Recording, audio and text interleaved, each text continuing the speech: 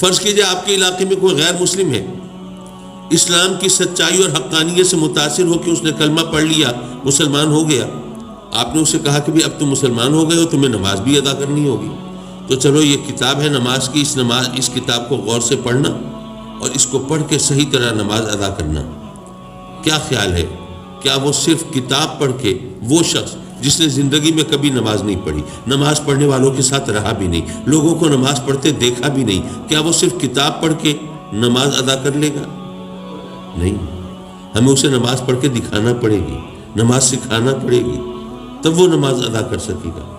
اب یہ آپ سوچئے کہ اگر ایک نماز ہم صحیح طرح ادا نہیں کر سکتے جب تک کہ اس کا عملی نمونہ ہمارے سامنے نہ ہو، تو یارو ساری زندگی اسلام کے سانچے میں ڈھل کر ہم کیسے گزار سکتے اگر عملی نمونہ ہمارے سامنے نہ ہوتا؟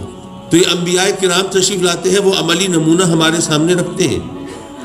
باقی انبیاء کی بات تو اپنی جگہ، میرے آقا کریم صلی اللہ علیہ وسلم تو وہ کہ عملی نمونہ تو جس طرح ان رکھا وہ ہم جانتے ہیں کہ آپ کی حیات مبارکہ کا ایک ایک لمحہ گویا محفوظ کیا گیا ہے، اور یہ تاریخ انسانیت میں یوں کہیے کہ انپریسیڈنٹڈ ہے، اس کی نظیر نہیں ملتی کہ کسی شخص کے کلام کو، تبسم کو، تکلم کو، اس کی سیرت کو، کردار کو، عادات کو، اطوار کو، اس کے انداز نشست و برخاست کو، ایک ایک چیز کو اس طرح محفوظ کیا گیا ہو جس طرح آقا کریم کی عادتوں کو محفوظ کیا گیا ہے۔ اور آقا کریم کے بارے میں تو قرآن گواہی دے رہا ہے کہ وما ينطق عن الهوى ان هو الا وحی یوحی، وہ تو اپنی خواہش نفس سے کلام ہی نہیں کرتے،